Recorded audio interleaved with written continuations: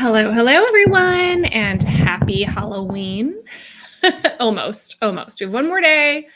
Tomorrow's Halloween, so I'm rocking, I felt like we needed to be a little bit more festive. We've got the bats, we've got the pumpkins, we've got the Joker. I'm going to be answering some cues at the end of today, so I thought this was fitting.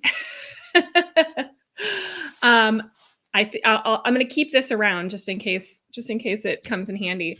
But I hope everyone's doing well. Say hi when you are here so I can see you in the comments. Hello. Tell me where you are tuning in from. This is our monthly live show called Power in Numbers. So this is being streamed both on YouTube and on Facebook. So wherever you are, say hi. We're going to talk about news, to-dos, and cues today. So that's like our cute little way of talking about topical things.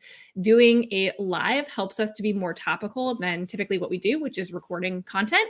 But there are some things that are good to know about in real time. So our hope is that you come back to this live show each and every month. It's the last Wednesday of every month at 11 a.m. Central Time, and you tune in. And we also have a way to submit questions for these. So I'm going to have my team drop that in the chat, which is where you can get on our email list, and then you're able to submit questions for these live. So it's a great way to get me to answer your questions about any topic that I've done a video on or something like that. If you have follow-up questions and you want to get a hold of me, that's going to be the best way. Danielle from my team is here in the chat, so she can help you out as well. All right.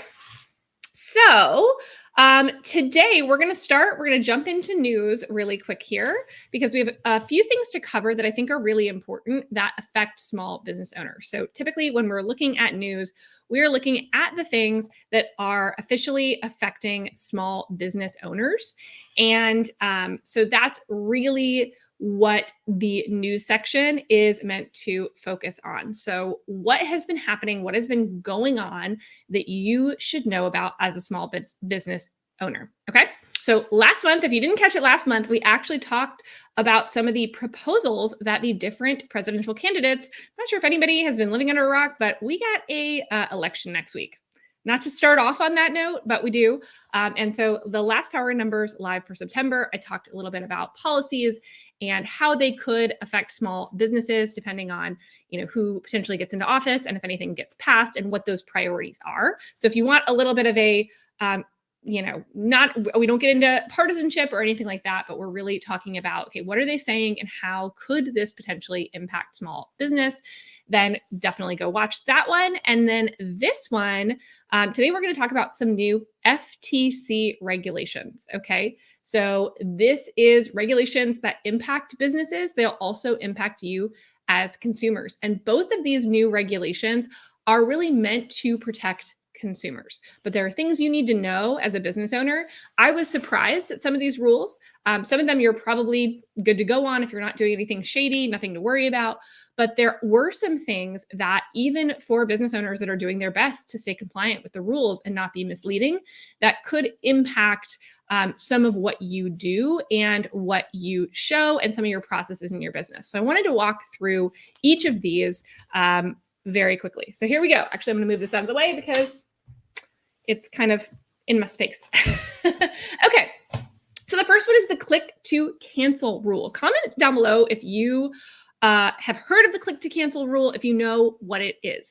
I'm actually pretty excited about this as a consumer because it basically is just a rule that says if you could sign up for something, usually this is going to be like any kind of subscription service, Netflix, anything that is subscription, right?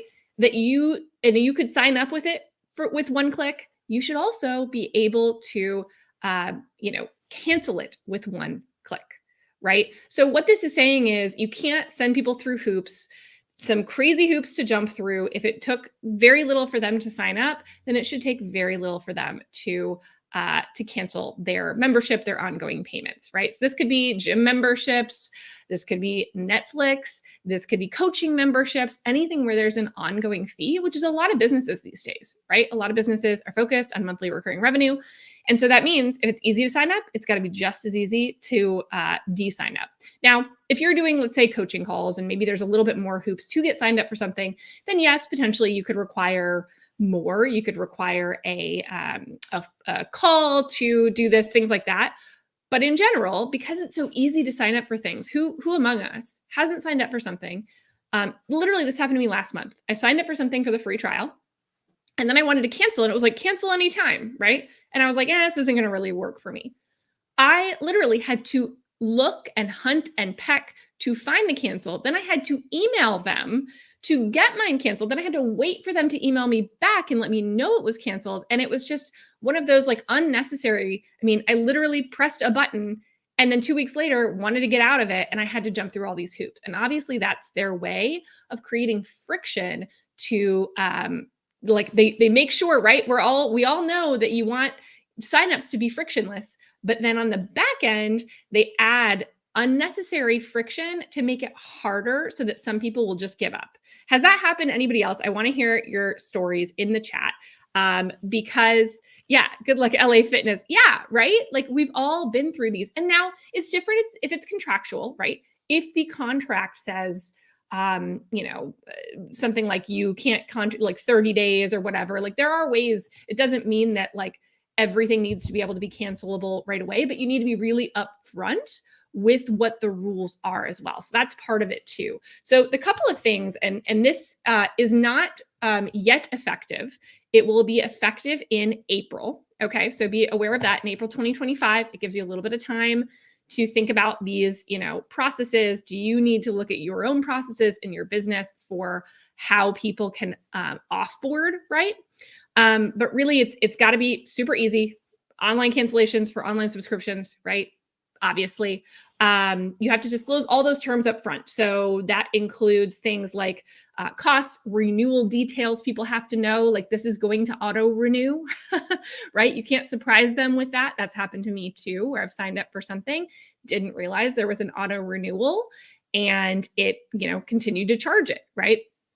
And there has to be really clear instructions too on how to cancel. So you can't like hide it in your FAQs and like make people go through this whole like dog and pony show to make it difficult for people to cancel. There are some things that didn't actually make the final rule, which I thought were interesting. One of the things they talked about, but then didn't actually get put into the final rule, is getting rid of the where people will try to get you to stay, right? So you try to cancel and they're like, how about we give you X amount, a different offer, right? They were going to put that in the rule that you couldn't do that without express permission, that they couldn't try to resell you into it without you saying, yes, I want to hear about these deals.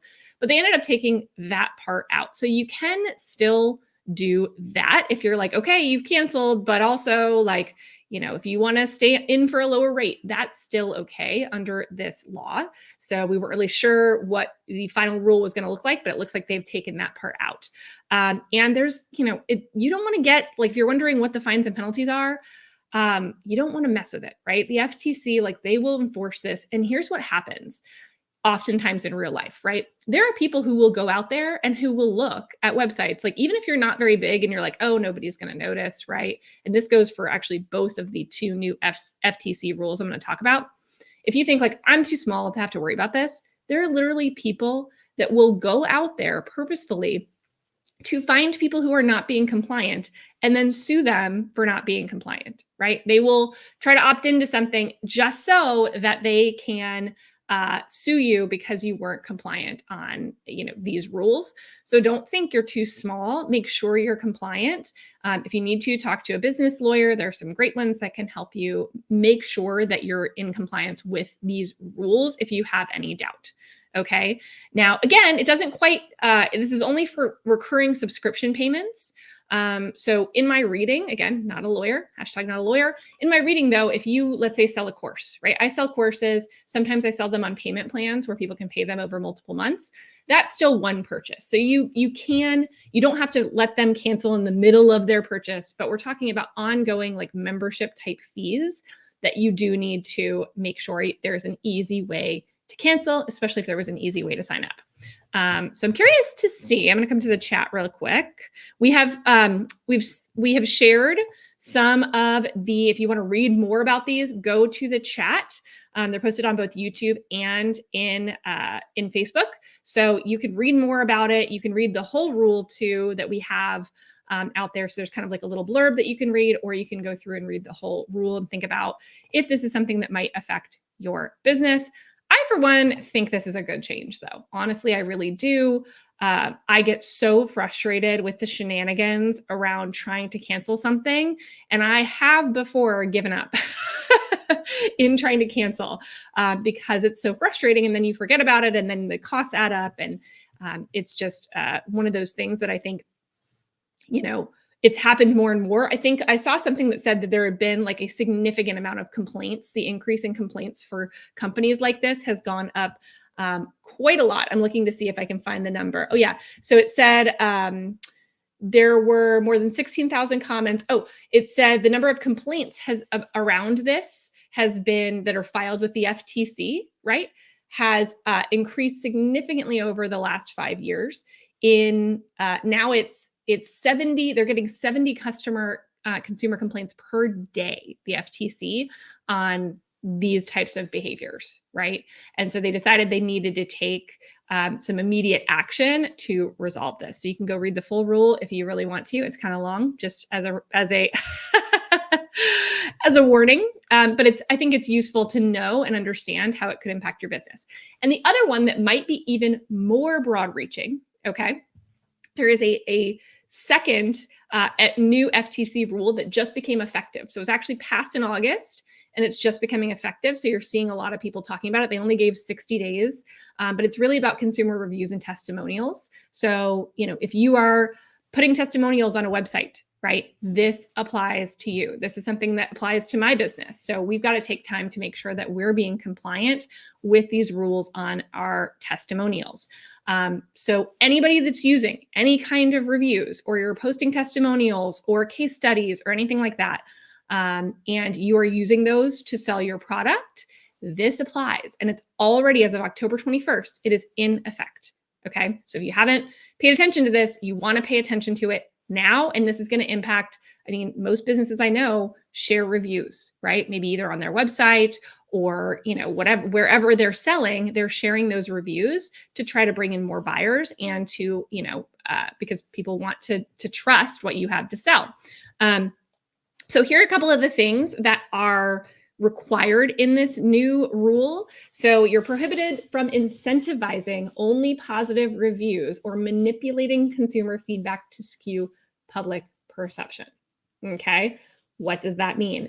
That means that if you're offering, okay, give me a 5-star review and I'll give you a $100 gift card or something like that, right? Or be entered to win or whatever. If you're incentivizing people to go only do the positive review. It's one thing if you're incentivizing, there doesn't seem like there's anything against incentivizing all reviews, but there's another part of this that might impact that. But you can incentivize people to give you a review. You just can't say, only if you give me a positive review will I give you this, right?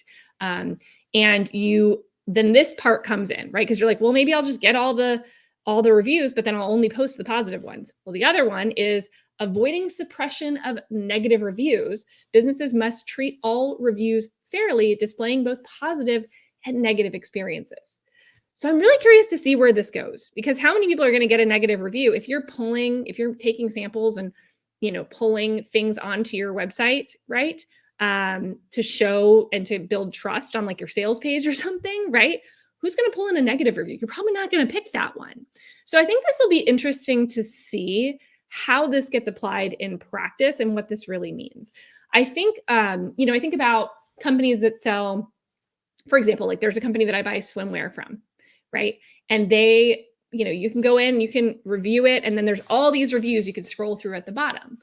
I don't know as a consumer if it just has all like 4 and 5-star reviews or if they just deleted all the 1 and 2-star ones and didn't include them.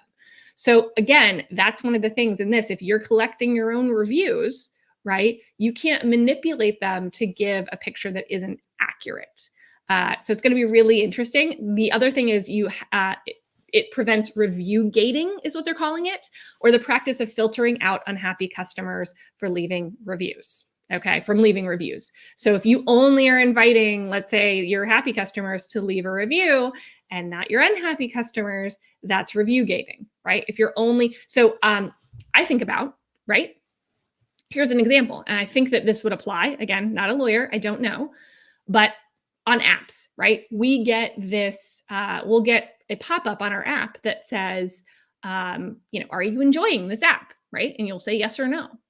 And if you say yes, it's like, why don't you go leave a review? If you say no, it might be like, give us some feedback, but it doesn't ask you to go leave a review. To me, that might be considered review gating. So that's something to think about. Again, some of this is going to take shape over time as to like what counts and what doesn't under these rules. But that makes sense to me. So when you see these apps with 5-star ratings, well, if the only people who are being invited to give a review are the people who have already said they like it and they're enjoying it, then is that really useful information? Or is it giving a skewed perception of what people think of your product or service, right? So those are things to think about. Again, this is kind of a normal thing in the business world. It's one of those things that we just kind of do, right? Like you pick the best ones and you put them out there. But you also have to be disclosing material relationships, including if reviews are incentivized, things like that. So there's always been some rules around that. If you're being sponsored or whatever, you have to make sure that you say it. But this really kind of broadens that even more to make sure that any kind of relationships that you have are being disclosed so that people know it. In the age of the influencer, that's really important to know, like, hey, I'm not just reviewing this, I'm also getting a commission from this, right? And there's lots of disclaimers and things like that you need. This has been around for a little while, where you want to include disclaimers on your website. If you're only showing your star students, to say like, hey, this is atypical, right? Or these results aren't necessarily typical. We really hesitate to do that because it feels like we're saying it can't be done, which isn't true. But there are a lot of like disclaimers and things you have to put out there so that people don't see it and just assume like everybody does what this star student did, right? So lots of disclaimers, lots of things to keep in mind around that. So go ahead, we're going to drop some of these. So we've got them out here. My team has put the links if you want to read the full text or read the summary.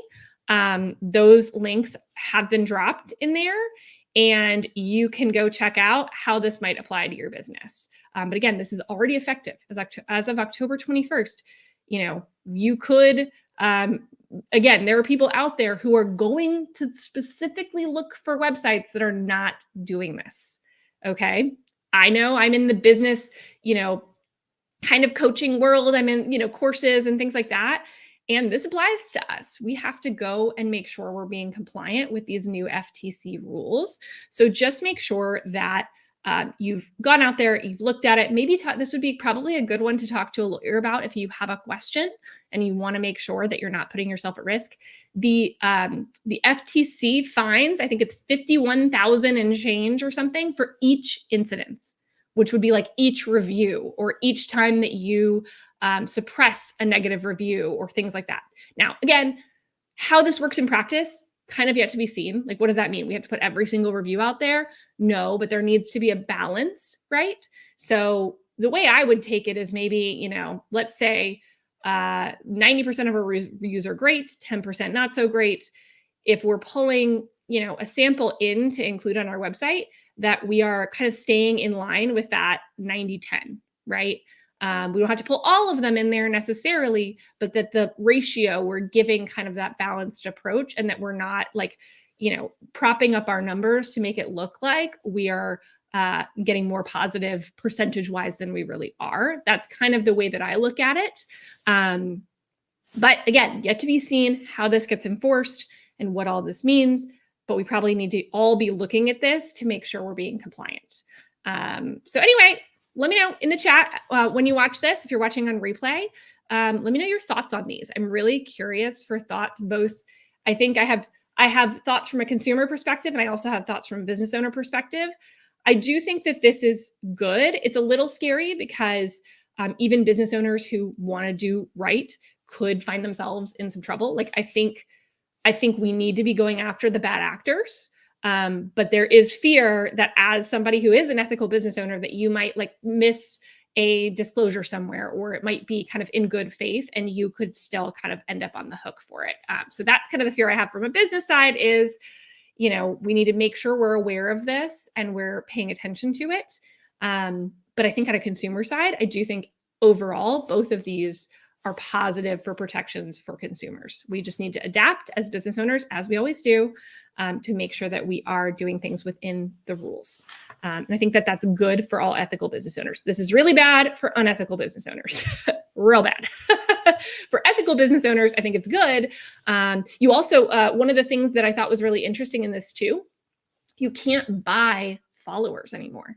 So if you're buying followers to make it look like you have more influence and followers than you actually do, that's actually scoped into this rule, which I thought was really interesting. So, that's something to keep in mind as well, is it's misleading. Anything that could be misleading about your business or about, how many customers you've had or how many happy customers you've had or reviews on your products, all of that is scoped in here. And I love that. I love that. This whole buying followers game, I never understood it anyway, but people do it. I don't know. Okay. So those are the FTC rules. All of those links are in the comments for y'all to go peruse on your own time and have a little bit of fun with, because, who doesn't love that? Okay, we're going to move on to, let me change my banner and go to the to-dos.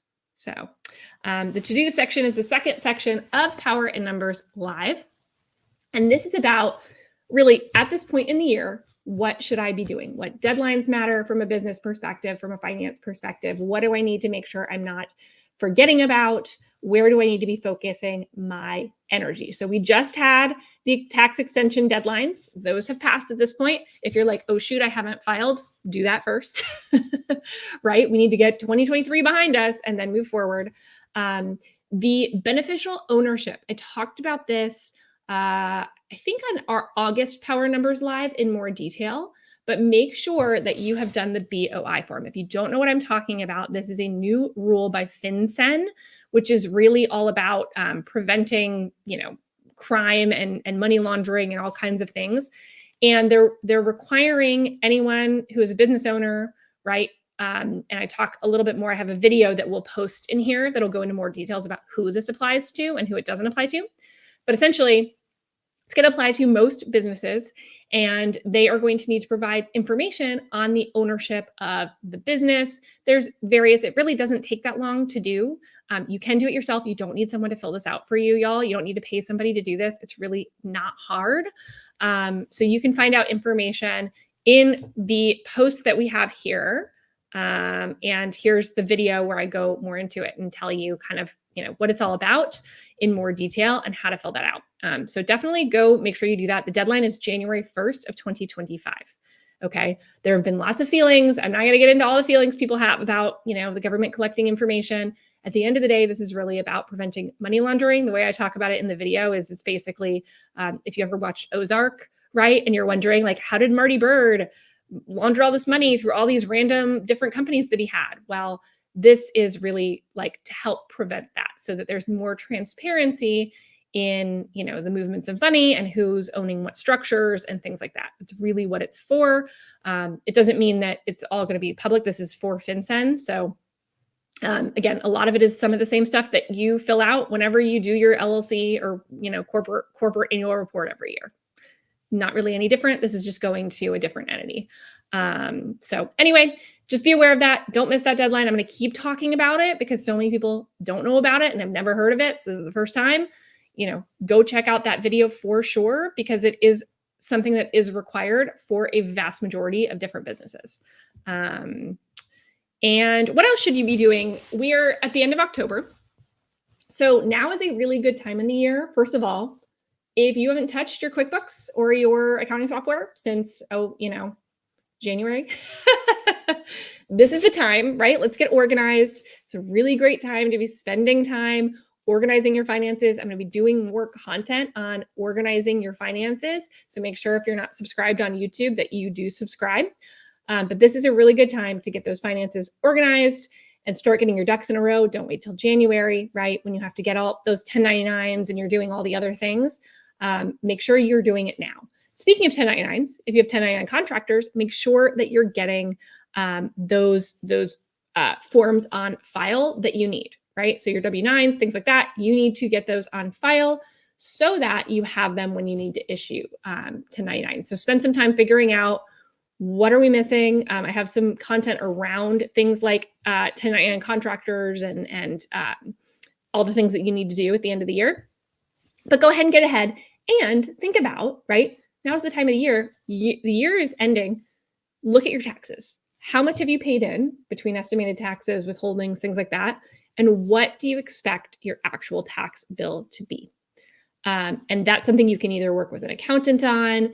You can dive into the numbers a little bit yourself. I have a video that goes into 3 different numbers. I didn't share this for my team, but there is a video on YouTube if you go look for it, where I teach you how to estimate using 3 different numbers from last year's tax return, what your current tax due is going to be. It's an estimate, but again, like it's something, so you can get an idea of whether or not you're going to owe.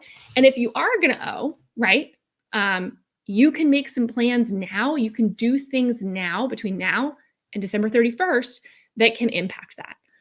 If you don't know what you owe on your taxes until next year, there ain't nothing we can do, right? CPAs aren't going to be able to like go back in time and make some different choices. You can increase maybe contributions to retirement plans. Although you can still, for most retirement plans, you can still continue to contribute to them until you file your taxes. You do need the plans to be open. So if you don't have a retirement plan, you got to go get that opened before the end of the year in most cases so that you can contribute to it, right? For this tax year. And that's a way to reduce your taxes. Lots of things like that. Deciding on when to have certain expenses. Are they better to hit this year or next year, right? Really talking with your accountant on that and making some of those decisions. Charitable contributions, things like that.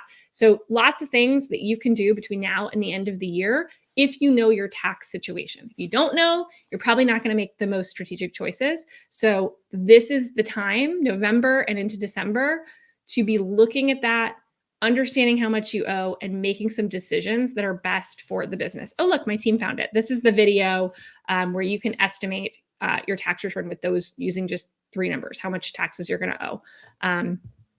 Okay, so that's what I want you to be doing right now. And you can be thinking strategically, right? Like, what can you do maybe for next year going forward? Do you maybe want to become an S Corp? Is that something on your mind? Start thinking about that now. You're really going to have to decide by the beginning of next year. But if you start thinking about it and understanding it and diving into it now, you can decide if maybe S Corp status makes sense for you for 2025. That deadline is March 15th. You got some time, but don't leave it till the wire, right? Be making some decisions, learning right now so that you can be in a place where you're poised to make the best decision for your business for next year, right? So we're closing out this year, but we're also preparing for what's going to be best for us for 2025, which is crazy to say, 2025. Oh, Lord. Okay. So that is our to-dos section. And now I'm going to go over to our questions. And I have a really good one today that I wanted to talk about, and it gives me the opportunity. Here's our cues, which all the cues today. But there was a great question that was submitted, and my team will drop how to submit questions. If you're curious, like, how do I submit questions to this? I think they've already dropped it, but they'll drop it again here where you can join our email list, and then you'll get access to go ahead and ask a question. So if you want clarification on anything that we've talked about here today or any of the other videos that I've done, absolutely submit that as a question, and maybe I'll answer it on the next Power Numbers Live. So let me pull a question. It was from Tom. So that's the question I'm going to answer today. And Tom basically was asking, Tom has, let's see, he's got a services industrial painting systems. Okay, cool. Business. And Tom is really looking at bookkeeping. He's like, what do I do for bookkeeping? Looking at manual Excel sheets, looking at accounting software, or QuickBooks, like, what do I do? What do I do? What's the best way to do your bookkeeping and the best system to use? And I have so many thoughts on this. And I have lots of videos, but I'm doing more on this as well, because I don't think there's a one size fits all. I don't think one thing is best for everyone. I think it depends on your business. And we have actually recently rolled out, some of y'all know that I am an affiliate for QuickBooks. I'm a QuickBooks user. I do think it's for the right business, it can be a great platform, but it's not for everyone. And people have continued to tell me, Jamie, it's not for everyone. I don't think it's good. I tried it. I didn't like it, various things, right? So I don't think everybody needs to go do QuickBooks. And in fact, QuickBooks keeps raising their prices. I've noticed, I'm sure y'all have noticed, right? They keep raising their prices. They're starting to gear more towards bigger small businesses. So with that in mind, I went and did a lot of digging on other accounting software programs and really demoed them, spoke to their reps, really tried to understand who is this best for. So I have a video coming out in, I think, a couple weeks. So again, make sure you subscribe. That will be talking about the alternatives to QuickBooks. But on this live, for those of you who are here, I'm officially going to unveil our new accounting software recommendations. So I have a page. I'll actually pull it up right here, and we will drop it down below. But I do have a page that goes into, if you're this business, if this is what's important to you, this is the provider, and you can follow kind of the decision tree. And I also have negotiated special deals. So I did become an affiliate for all of these companies because if I'm going to talk about them, I'm probably going to become an affiliate.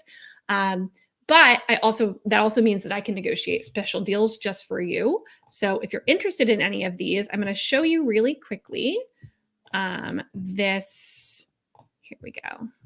So hopefully y'all can see this. Anyway, this is, if you can't see this very well, just go to jamietrull.com/accounting. That's where all of this is. This page is now live. So we've been working on this for a while, but you're going to be able to see the different ones. So basically, I have information about FreshBooks, QuickBooks Online, and Xero. But then I really wanted to figure out, who are these best for? Right? Who are each of these different softwares best for? So you can follow this decision tree based on whether you're service-based, physical product-based, if you have, if you're solo, or if you have employees, right? That's going to matter depending on how complex your needs are, right? So it's really going to lead you in the direction that you need to go. What's most important to you? Price, simplicity, features, right? So this is new. And then we will tell you all about our special deals for each of those different companies. And there's lots of good FAQs down here too, if you're interested. So if you're looking for an accounting software, again, I still think QuickBooks is a good solution for some people, but I think for a lot of people it isn't, especially if you are just starting out. If you don't have an established business, or if you don't have like a long-term established business, or you have a very simple business model, maybe you're self-employed, right? For self-employed people, I love FreshBooks. FreshBooks has changed a lot in the last like 5-ish years from the last time I looked at it. And it is a full double entry, GL system, which to an accountant is important. Maybe not as much for you, but FreshBooks is really simple, really affordable. And Xero, if you we're thinking about QuickBooks, but you want an alternative to QuickBooks, Xero is probably the closest thing, right? It is different. The user interface, I think, is more friendly. It makes a little bit more sense, which is interesting because QuickBooks is called the company for QuickBooks is Intuit, and it's not the most intuitive. But Xero really has a lot of the same features. They're rolling out a lot. I went to XeroCon this year to like soak up all the things and understand what all it does, because I've never been a user in it. And I spent a lot of time in their demo accounts, and I really liked what I saw. Again, I think it's come a long way, and the prices are a lot better than where QuickBooks has been going with their prices, right? So I think that, yeah, I know. I'm kind of in that spot where I'm like, do I want to go through a whole process, or can I, help people use the things that already exist and really utilize them best? I'm not going to create an accounting software specifically that's a GL and has all the things. The stuff I love is profit planning and separating out your cash and making sure that you are using it intentionally in your business. But there are some great GL softwares out there. So if you want to do a spreadsheet, if you want to do an accounting software, these are my recommendations over here. So go check them out. But if you're like, you know what, I don't want to do that at all. Or maybe you're really early on, it doesn't make sense for you to have an ongoing monthly fee, right? All of these they're cloud-based. They all come with an ongoing monthly fee. The old world of like desktop type solutions is slowly going away, actually kind of quickly going away. So doesn't mean there aren't still options there, but who knows for how long. And I think most are going to these online subscription cloud-based models. It just is the way the industry is moving. I'm not saying that I'm for it. I'm just saying it is what it is. I think there are some benefits, a lot of benefits to cloud-based. They're a lot more real-time, collaborative, those types of things. But I know people have some strong feelings, and I've heard some strong feelings from those, especially that were like QuickBooks Desktop till they die, right? Like I get it. But if none of these, if you're like, I don't want any of that and I don't want this subscription fee, I do recommend you can use a spreadsheet, but use a real one. Like don't just have a laundry list of expenses that you got and it's not going to tell you, it's going to be fine maybe for taxes, but it's not going to give you any insights into your business, right? What you really want to have is something that's going to be able to tell you how your business is doing, give you insights, has, a way you can see your P&L, like creating an actual profit and loss and being able to see it month to month, right? So I highly recommend if you don't want to deal with softwares and you just want like a one-time cost, until you're maybe at that point where you need a software, I also have a profit and loss statement. It's only $49. So it's literally like less than the cost of like 1 month of most of these subscriptions. So, and you get to use it forever. So that's at jamietrull.com/profit loss. Reagan's got that for me. Lots and lots of people, we sell this every single day. We're making sales in this template. It has a dashboard with, charts and graphs, things like that. So you can definitely go check that out. Or you can make your own. I actually have a video on if you really want to spend the time and the hours to make your own. I have a video that actually shows you how to do a simple P&L in Google Sheets. So it is possible. Again, if you have inventory, if you have anything that you need a balance sheet for, if you have assets, if you have liabilities like debt, you probably want to go with the software system because the spreadsheet's not going to be able to do true double entry bookkeeping that would help you generate a balance sheet, right? And I even think like if you have employees and things like that, it's probably best to go with a software. But there are some cases with simple business models that using a P&L template is totally fine. So don't feel pressure to sign your life away to QuickBooks or any of the others. So I've used QBO. I right now don't plan on shifting, but I'm thinking about it. I'm dabbling and thinking about moving to Xero. I actually have a couple businesses. So what I might do is move to Xero with one of them so that I can get more into it, and demo it a little bit. But I really have been impressed. I especially love Xero's got some really cool AI stuff coming soon too, which looked real neat. So I'm very much in that place where I'm open to the alternatives. Again, I think 5 years ago, QuickBooks was it. Like that's what you had to have. Their functionality was far and away. I think these days there are other people catching up. And as QuickBooks moves more into this like mid-market, I think for smaller business owners, QuickBooks might not be the way to go anymore. And I hate to say it as someone who's talked about QuickBooks a lot and is a partner of QuickBooks. They're not sponsoring this, so I can say what I want. I think for a lot of people, I'm glad someone laughed at that. Like I make myself laugh. Yeah. And if you're happy on QuickBooks, I don't think there's a reason to change. It's a lot of work to lift and shift. I don't think, unless you are like super unhappy, if it's working for you, QuickBooks, stay on it. Like I'm not going all anti-scorched earth on QuickBooks right now. I just don't love some of the choices that they're making. And I'll talk about this here. I don't know if anybody's a tax pro on here, but I don't know if y'all know, QuickBooks got in some hot water recently. And the National Association of Tax Professionals actually came out and basically like disavowed QuickBooks and said that they're not taking their money anymore. And it was because QuickBooks and Intuit came out with a big, it was like a ditch your tax provider, your tax preparer marketing campaign. And it literally was all about like, switch to us and use TurboTax and all this and like ditch your accountant. Well, QuickBooks has tons of accounting partners, right? That's like a huge part of where they get business is through accountants.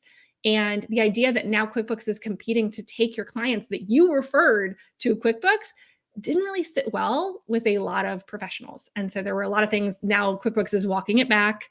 They did this a long time ago with bookkeeping too. They did this with QuickBooks Live where they were trying to steal, people were referring their bookkeeping clients and then they were getting the bookkeeping clients were getting pitched QuickBooks Live bookkeeping.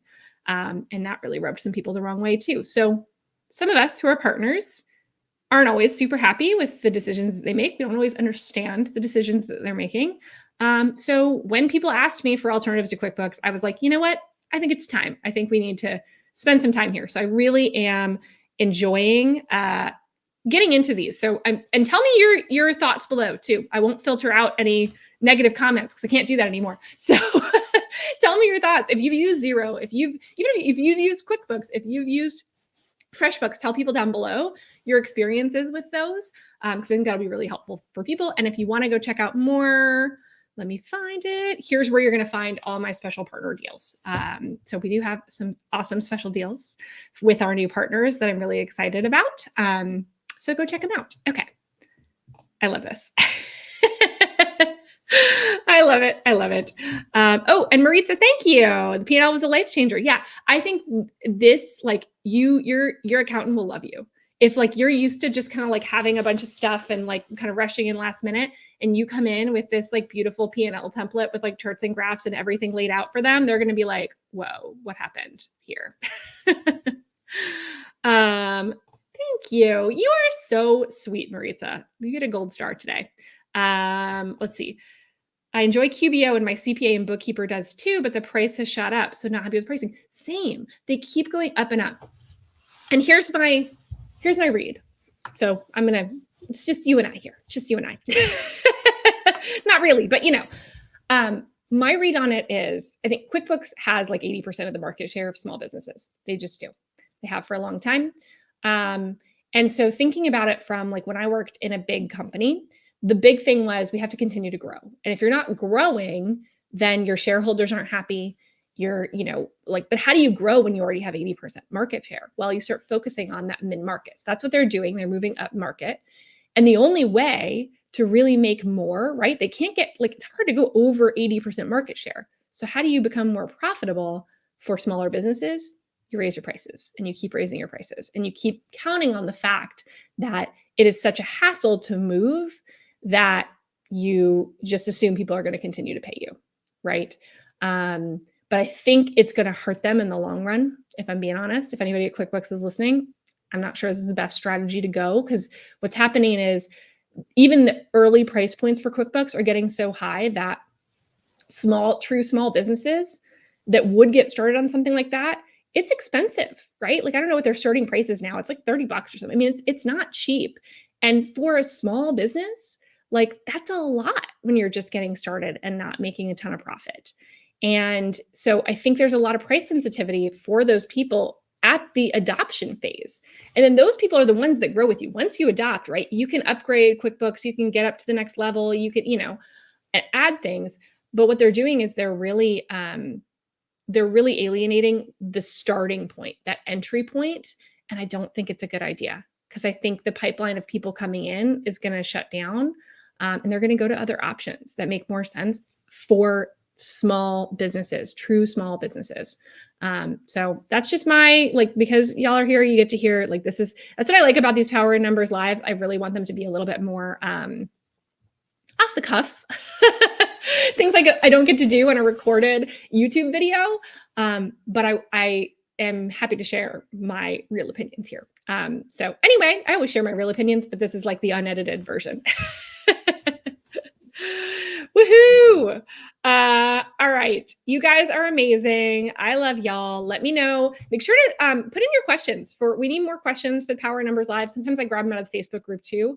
But I love getting questions from you on content that I've made, anything like that. If you have, specific comments, I will probably answer it on one of these lives if you submit. So make sure to submit, and I'll be around. I'll see y'all next time. Have some fun reading those new FTC guidelines. Yay. It's good bedtime reading. You'll sleep real well. And I'll be here same time next month. I think it's the day before Thanksgiving actually is our next one. So submit those questions and I'll see you there. Bye, everybody.